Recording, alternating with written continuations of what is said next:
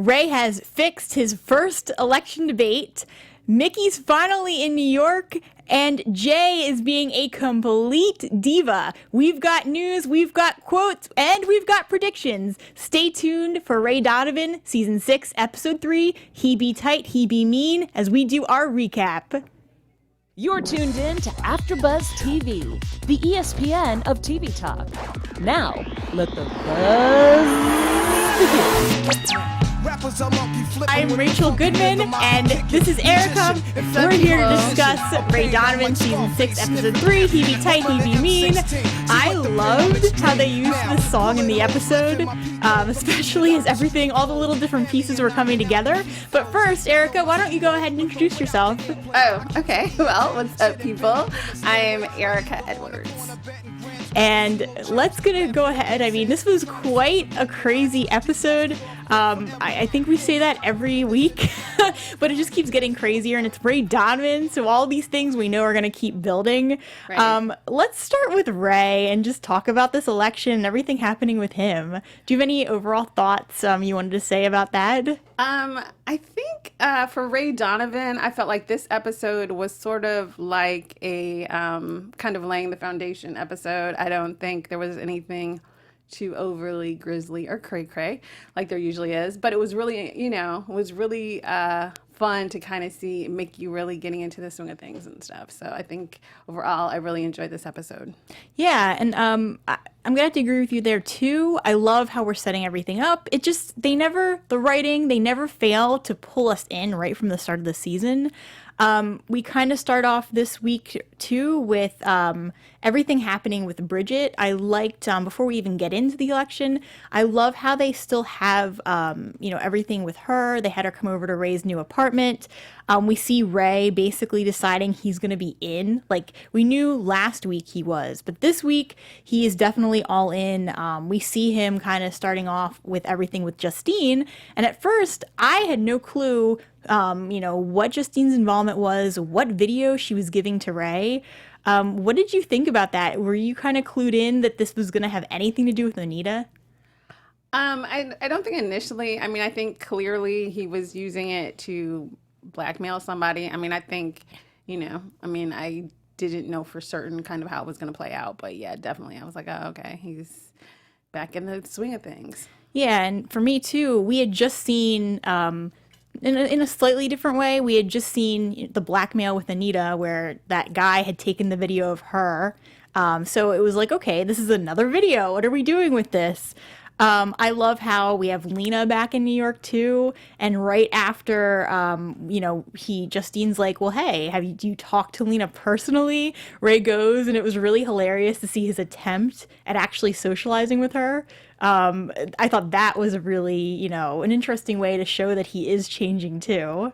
Yeah, that was really nice that, he gave her some money to go to dinner at a French restaurant. And so I thought that was really kind of interesting interaction where he's trying to, even though he has a rougher sort of New York thing going on, he's still trying to humanize himself. So that was cool. Yeah, and it just seems there's such a difference in season 5. The way he was shutting everyone out, and now he's actually trying again and trying in a better way, even though he's obviously doing the wrong things. He's still actually right. I feel like his character is moving in a positive, growing direction.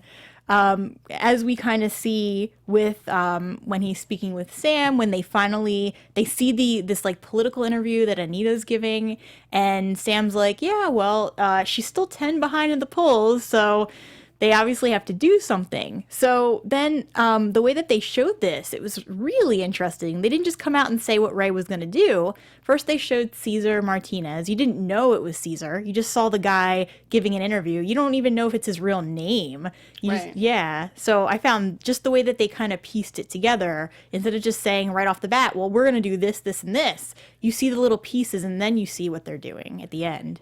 Yeah, and I thought that was good writing and kind of kept you engaged into the story and kind of moved it at a pretty quick pace.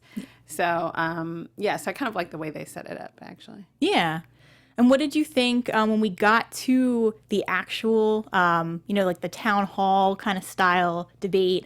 what did you think of that? What did you think of how not only, how everyone involved played it, but how Anita played it too?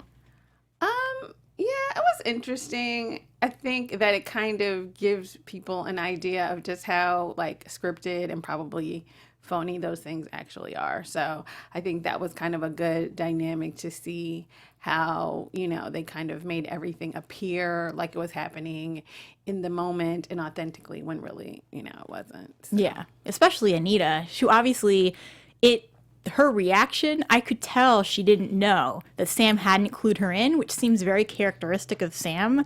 But I could tell that number one, Anita didn't know. This was sprung on her.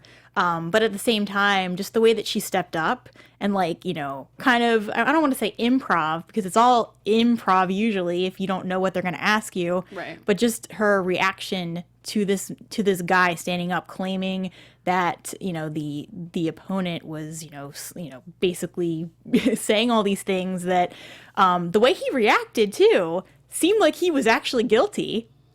What did you think of that? Yeah, I mean, he probably was. Yeah. I mean, I don't think that it was anything that was necessarily made up. That's why they specifically found this person to do it. So I don't doubt that it was probably accurate. Yeah. But he wouldn't have come forward or been at that town hall meeting had they not paid him to do it. So yeah, and that's what I was trying to figure out, if Cesar Martinez was even his real name, what the situation was with that, and I mean, the guy, I didn't catch his name. The opponent who was up against Anita, he couldn't have made it worse for himself the way he reacted, and then the way that he tried to interrupt her when she was talking. He just she knew how to play that. Right, and so that was really fun to watch and interesting to see how Anita just came off looking like this strong candidate for the people when she probably has, a lot of things in her closet as well. Yeah. So we'll see. Yeah, I mean, I would assume she has more than even just that one tape. And she's also, I think we were even saying this last week, I feel like there's more to her, not just with what's in her closet, but with, I feel like she's just as power hungry as Sam is. And so when we start to see, when we see them in the bar, and Anita, you would think that she might, someone who wasn't as power hungry might have said, oh, well, thanks, Ray, for doing this. Cool, I'm glad, this is going to help me a lot. But in her situation, I mean, it could just be that maybe, it could just be that she's a more honest person and she didn't want to win an election based off something that wasn't true at all or something that they played a certain way. But I would say I'm not sensing she's an honest person, so I don't think that at all. I think that she just wants to know what's going on because she wants to have the control. Yeah, I agree. I mean, I think her big thing was, well, why didn't you check with me? Yeah. And let me know what was going on. And I think she did definitely want to be in the loop and was somewhat sort of miffed or whatever that she was not. So, yeah, I think she definitely wants to. But at the end of the day, Ray's right. They both work for Sam. Yeah. So I think, as we said last week, I'm pretty sure Sam must have something over her to get her to really, do her bidding. So yeah, and I just think that when that comes to light, or if it never comes to light, once Anita, I mean, it's pretty obvious she's going to get elected unless something crazy happens that ruins her reputation or she crosses Sam the wrong way. I feel like if Anita does get elected, though, she's going to show a different side to her, and she's going to really start playing her power, and she's not going to do the things that Sam wants, because I would guess that it's not just about the one thing. It's probably Sam wants her to probably do all these things for her, and having the mayor as your friend is going to give Sam all kinds of opportunities she doesn't have right now. Right. That's very true. That's very true. Yeah. So that's kind of where we ended off with Anita and Ray. They have drinks. We find out that Bridget is going to be interning, in the campaign, which is another thing that kind of goes with the theme of, people helping you and doing things for you when you, maybe not even helping, but kind of pushing you into something that you have no say in. Bridget kind of takes offense that Ray, I mean, she accepts it. She accepts the internship, right. But she kind of takes offense that Ray would just put her in without consulting her. And like, hey, like, you know, it's 2018. She even says this. It's 2018. I can take care of myself. Well, actually, what she said was she could take care of Financially, yeah. Skip or whatever the guy's name, Schmitty. Schmitty. Yeah. But yeah, so she did, you know, she kind of seemed a little disgruntled by it, but at the end of the day, she took it. So I don't think she really has that much of a problem with it. Yeah. Yeah. I mean, I just feel like even when we saw her in Ray's apartment, he was like, I have the spare bedroom for you. And then just basically just kind of, I mean, I took it, even though she was obviously kind of offended by the way Ray was acting, I took it like he was actually being a good dad, even though he was like, well, I want to make sure Smitty can take care of you financially. Is he going to get a job? Blah, blah, blah. I mean, I get that it's a different world, but it still kind of felt like he was being a kind father and wasn't really pushing himself too much, just kind of asking like, hey, are you guys okay, basically. Yeah, and I think he was just genuinely being protective and asking and looking out for her. And so it was interesting because it seems like even though she's sort of fighting it, their relationship is starting to grow closer again. Yeah. So that's nice. Yeah, exactly. And I'm pretty happy to see that, at least with all the distance that we see between, you know, Mickey and Ray and Mickey and Daryl now. It's good to see that in the Donovan family, there is kind of a salvageable relationship, even though it didn't look that way last season between Ray and Bridget, but maybe Right. now. The only other thing to really mention with Ray is this is kind of just a little thing, but everything happening, I think with Mac, and just everything happening with him. It wasn't like a big thing this episode, but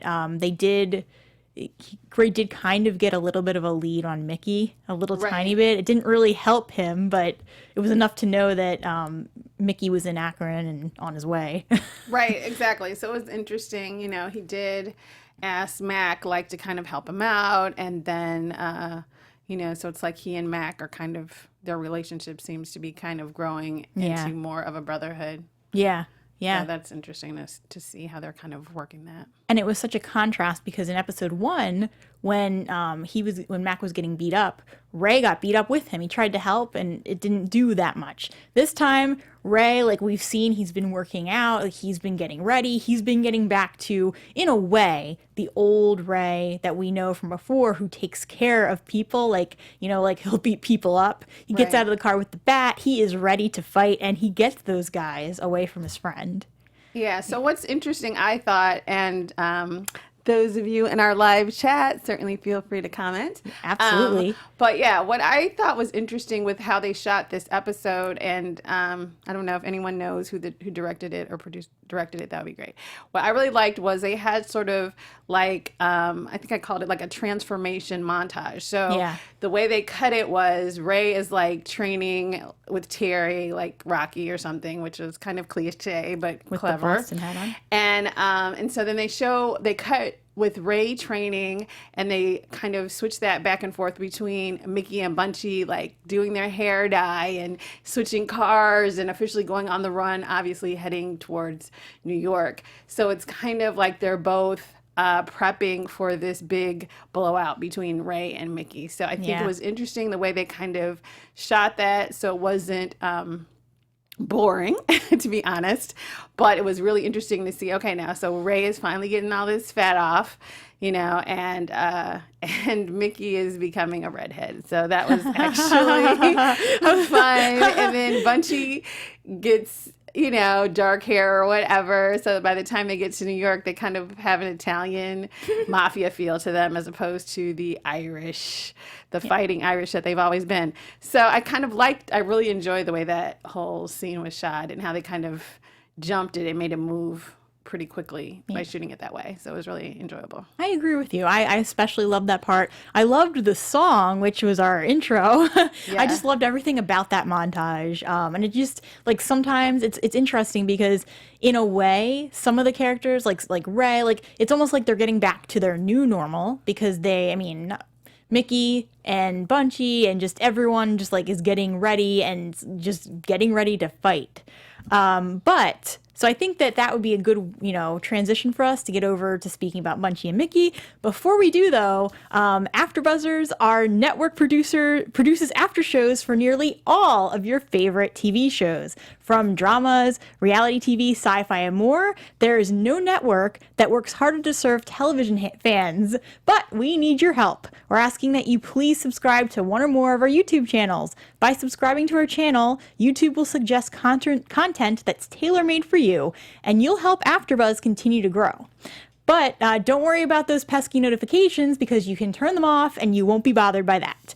So hit that subscribe button now for this channel, and check out our other AfterBuzz YouTube channels as well. Let us know that you did so in either the comments, or if you're listening live, you can comment now and we'll give you a shout out live on the air. For now, thanks for being the best fans and for helping us to be the ESPN of talk. So I think that's a good time for us to switch over and talk about Munchie and Mickey, and yes, that for sure. transformation. Subscribe and comment, yes. people. So, first of all, I did not expect that they were going to go and grab Maria. Yeah, I mean, I was a little bit surprised that, I mean, I guess, we previewed it, so I wasn't really that surprised. But what was interesting is that there were like no Amber Alerts. I feel like it's a bigger deal to go on the run with your kid.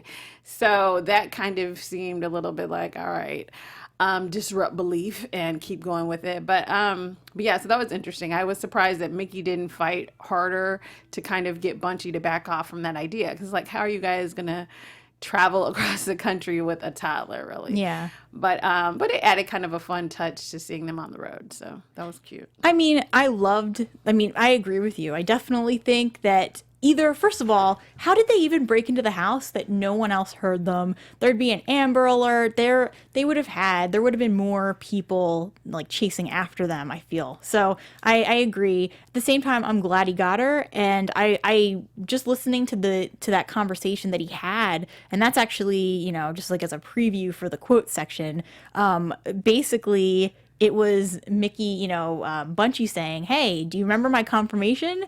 And the reason why Mickey couldn't remember it and couldn't remember the name of his, his confirmation name was because he wasn't there. And Munchie was like, "Well, I can't. I don't want to do that to my daughter. Basically, I don't want to not be there for her." So he grabs her. So I thought it made complete sense to me that he had to do that. And I felt better that he did. Well, kind of, but not really. Like, to me, it didn't really make sense because he's like, oh, I picked this name because it meant courage, which Brave, I get that he thought that he was being courageous. But it's like, okay, but you also are well aware that your father spent 20 years, if not more, in prison. So a lot of times he wasn't there because he was in prison, and now you're doing things to put yourself basically back in prison. So I was kind of like, well, yeah, this is not gonna... You're not going to keep her forever, and you're going to end up in prison. So, in an essence, it's like, I think he was sort of delusional, honestly. But. Yeah, but that's characteristic. Yeah. He kind of, I get his motivation, and I get why he would have to do it. As, when they go to stay with Sandy, what we end up finding out is that he's going to dress up as basically pretend to be a priest, and then I think it sounds like they're going to go over the border. How did you feel about that whole scene? First of all, everything with Sandy, that was so creepy. I thought it was funny and fun. I'm trying to think, and if anybody in the chat knows, I think the actress that plays Sandy, I want to say she was on Orange is the New Black. Like, I feel like I've seen her in other things. And I thought she was, like, hilarious. And I loved her in that. And I love the fact that she was, like, totally coming on to Munchie the whole time and not at all, like, trying to hook up with Mickey, really. She's like, I want that young, that young man. So that was funny. Even the comment she made about seeing him as a baby and being well endowed, I was like, oh my God. That was hilarious. So so I really liked, I liked her because she kind of seemed very New York, very East Coast, but still really kind of fun and a nice little, it was interesting to see the old school gangster twist on this episode. So that was fun. Yeah, I agree with that. I think she really creeped me out. And I think what creeped me out the most about her is knowing what Munchie's history is. and knowing that she wants him to dress up in this priest outfit, and I'm like, oh, poor guy. Like, it just made me feel so bad for him. But it is funny, like you mentioned, his confirmation name, Adrian, meaning, it's supposed to mean brave. And he is obviously, I mean, in one sense, it's very brave of him to get his daughter back and to make this cross-country move and dress up as a priest. But then in the other, it's like, okay, well, he still, every time he gets involved in anything, there's always this childlike nature that comes out, like just how shy he was. And what I mean by that is just the way he was, like, obviously he didn't want to dress in the priest outfit, but he wasn't going to say anything because this older woman is telling him to do something, so he's going to listen. Right. I mean, basically you're on the run anyway. So, I mean, Yeah. I don't feel like you really, he doesn't have any really options. So I don't, Yeah. I'm like, yeah, get over it. Yeah. girl. I mean, that's true. Yeah. It's like, dude, you already took out this guard. You're on the run. You're a kidnapper now. Like, what do Yeah. you're going to, at this point, do what you can to get out the country, which I'm not sure if Canada is really a great choice, but you do what you can. So. Yeah. That doesn't, the whole plan seems very flawed to me. And especially because we don't know what Mickey's goals are right now, other than to get back at, I mean, we saw the preview, so we know what he's trying to do, but Right. we don't know what his end game is with Ray, because I couldn't see it being where all he wants is just to kidnap a guy and then that's, and get the money and go. Something tells me he wants to do more to Ray. Right. That's probably true. Yeah, I'm thinking he's gonna obviously gonna be there for the whole season. So this whole priest thing, I don't think they're gonna get very far. I think they're gonna be around for a while. But yeah, just the Sandy to me was just super creepy. And she just, yeah, ugh. It was hard for me to watch those scenes with her. I liked her. I thought she was funny. I really actually thought she added some lightness to the scenes and to this episode. So I actually thought she was funny. No, I mean, she's an interesting character. It just, when she was alone with Bunchy, I was like, ugh. But Mickey kind of goes out on his own a little bit too, to look for Charlie O, and doesn't end up finding him. Instead, he finds his grandson. But yeah, just even Mickey, like, we can see that he's trying to get things in motion here. Yeah, it's really interesting again to see kind of this whole, I think with Mickey and with Terry, like this whole, you're the older, old gangster, old boxer trying to get your youth back or get back into the game, so to speak. So he goes into Chinatown, which is like, I don't know, this is like straight out of like a 50s movie or something. It was so funny. And then he's like, well, yeah, nah, he will be 80 now, so he's not still slinging guns or running guns or whatever, but he's still able to get a weapon nonetheless. So that scene was actually another scene that was kind of fun to watch, I think, to see Mickey in his sort of, I'm an old gangster type element. So. Yeah, exactly. And that's the thing with Mickey, is that it's fun.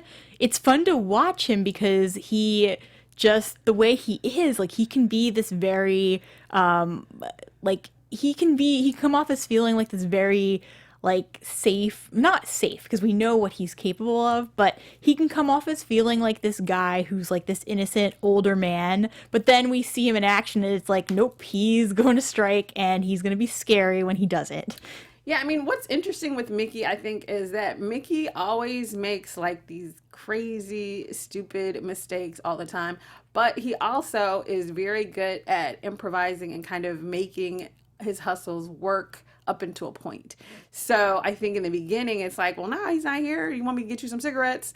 And then he still manages to get his gun. He still manages to make his connections work, which is interesting. He's not as smooth as Ray, but he has some of those same qualities that allows him to get his little, illegal enterprises at least started, even though they always end badly. Yeah. So I guess the next thing, let's get to Daryl. It's going to lead us back to Mickey, but I feel like we have some things that we should mention with Daryl first. Things aren't going so well with him at the beginning of this episode. Not particularly him, but Jay, who's become this, like, diva. I mean, maybe not become, but, like, it's really kicked up a whole bunch here in this episode. Yeah, I mean, I think we already knew that he was probably always going to be a problem, I think. But yeah, now Daryl is having a crazy hard time managing him. So that's kind of interesting because I kind of feel like, yeah, that's what Daryl gets. I mean, he shouldn't have betrayed his father, and maybe they'd be at a different point with obviously a different actor. But yes, I think it's interesting to see that Daryl is kind of getting a little bit of payback for betraying Mickey, in my opinion. Yeah, and not only that, so Antoine doesn't want to deal with Jay. It's basically they're putting all this pressure on Daryl, and it's just Daryl has no idea even how to handle this. First, he starts by trying to take the drugs away, and then it kind of all boils down to him ending up doing the drugs with Jay because of Calais. He spoke with her, and she was like, "No, you kind of have to let the actors do what they're gonna do and be their friend. You have to enable them." So in the end, Daryl decides, all right, well, here you go. After he takes the drugs away from Jay, he's back with more drugs, and that's kind of where we run into Mickey again. Yeah, I mean, I think that'll be interesting to see how that plays out, because I feel like originally Sam was talking to Ray, and she was like, yeah, Jay's going off the rails, and Ray's like, okay, I'm going to talk to Daryl, because that's Daryl's job, is to manage him.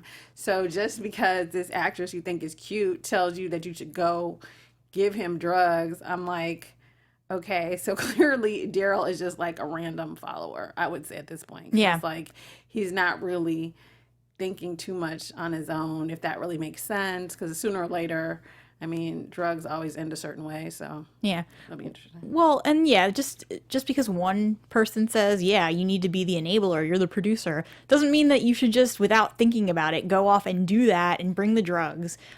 There was just a certain way Daryl should have handled this, and he should have talked to Jay in a different way and been not an enabler, but someone who talked him down, I'm going to say the ledge, because he's like going into this drug binge, Jay that is, and Daryl should have just been talking to him, getting him to actually show up for work. The other thing is that when we saw that scene with Jay, I don't know if the lines were wrong or if it was just Jay doing it over the top. You could tell in Antoine's expression that Jay was not doing that role the right way, that whatever was supposed to happen, he was just going it looked off, and it just felt like, it was becoming a huge ego thing for Jay, and that it wasn't even about, the role anymore. It was about him doing this role and being this good guy, So I just feel like, Daryl needed to handle this. Obviously, Antoine didn't even want to get involved, but he should have been involved too. It was just kind of, crazy. Well, see, I don't know, because I feel like if Daryl is the producer, then that's probably his job. If Antoine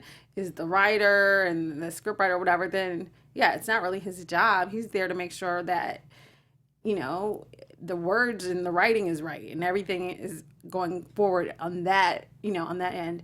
But I think it's interesting because it's like, clearly he was high. Clearly he was over the top.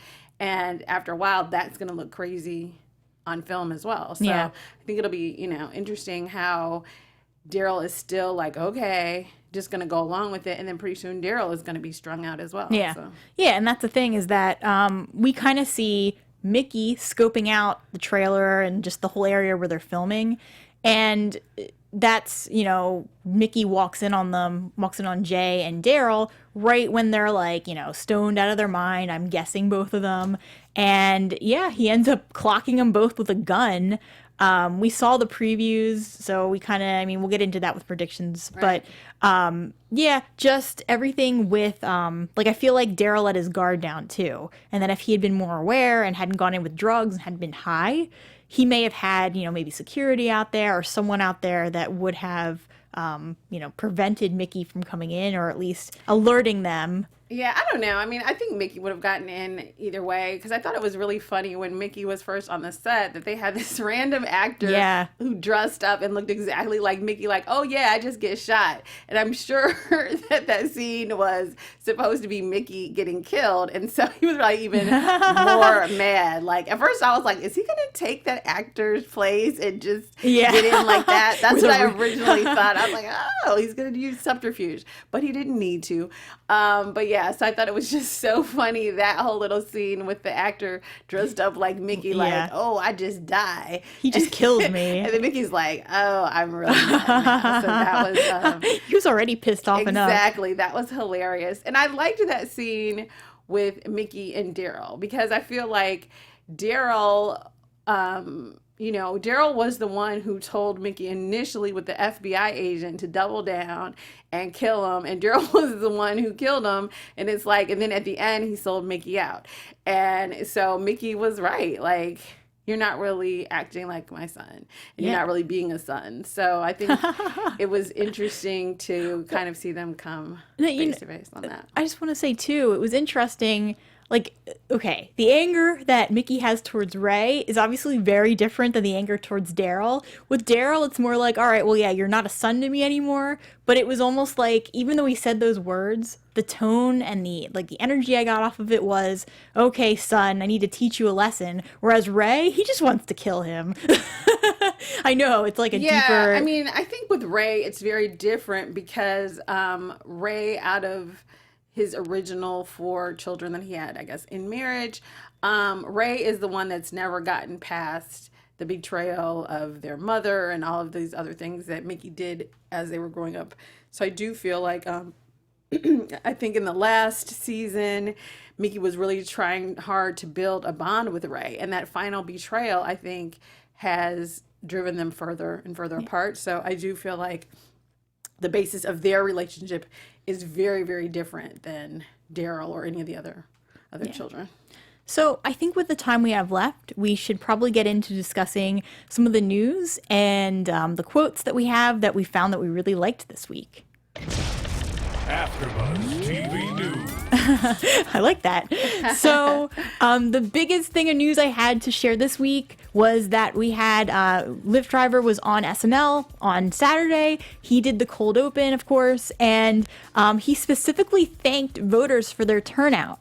Apparently, we had over 100 million people who turned out for the midterm election, and he said that this was more than in the entire history of any midterm election. So he was really big on thanking everybody, which I think is awesome.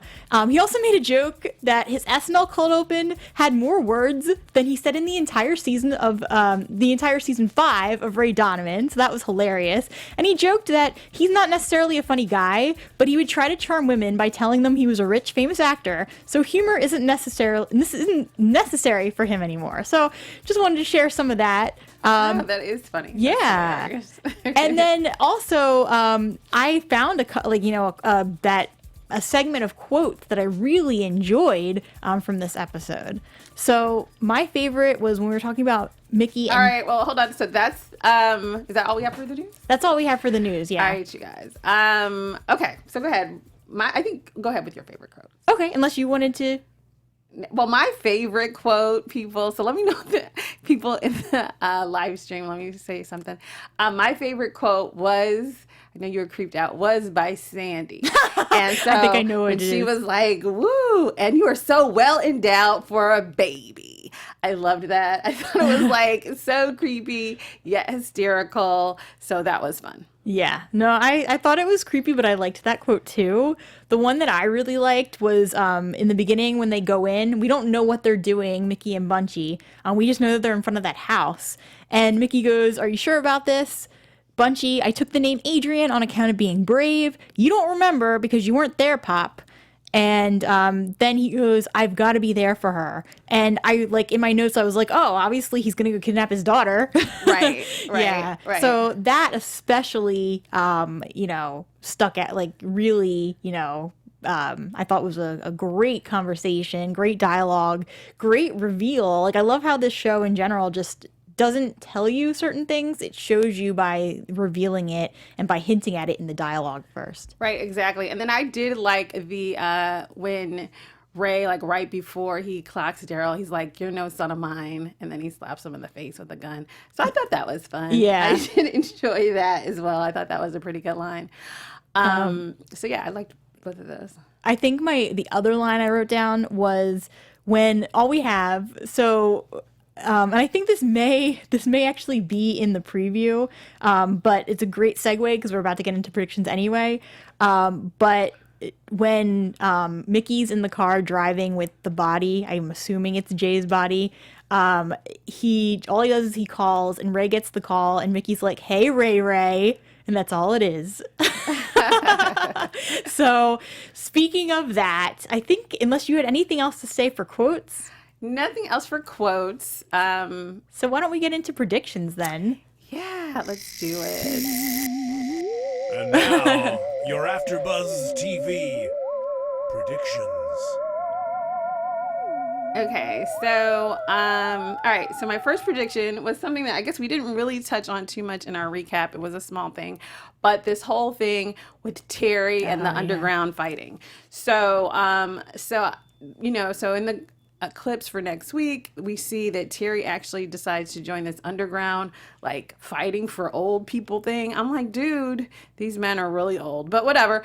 So, but like, Terry still has Parkinson's, remember? So I think that he's going to have like, I don't know, like, he might not make it, or he's going to really have some serious, I think, injuries because he has Parkinson's and he had that operation. Yeah. Like, I don't see how getting clocked with like ungloved fists is really going to help you. So I think he's going to have like a major health issues.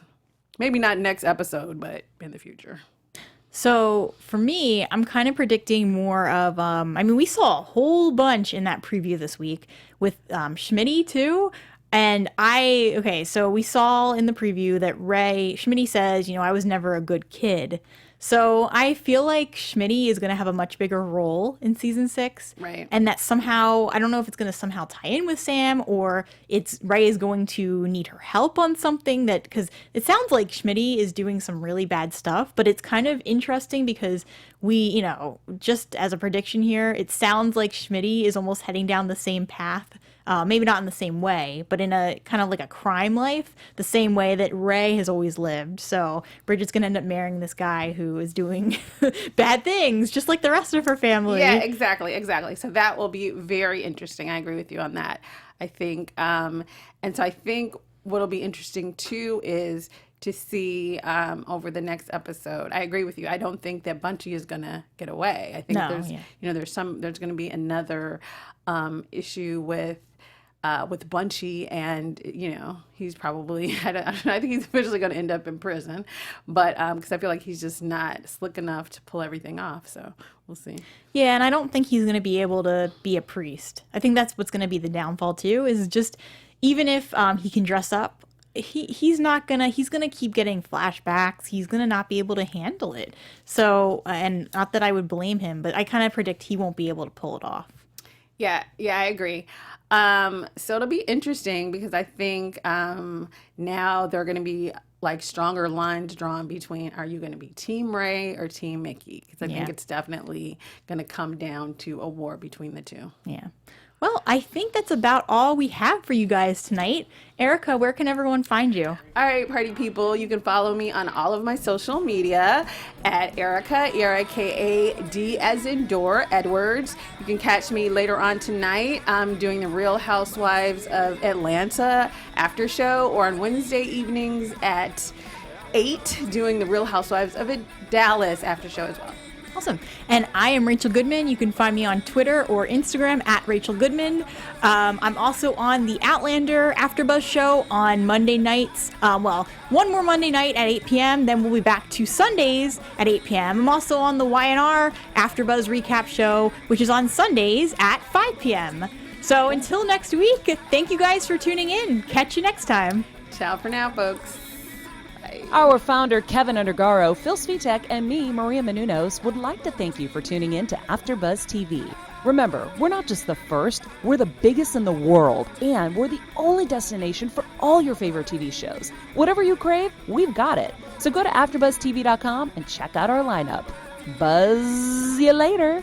The views expressed herein are those of the hosts only and do not necessarily reflect the views of AfterBuzz TV or its owners or principals.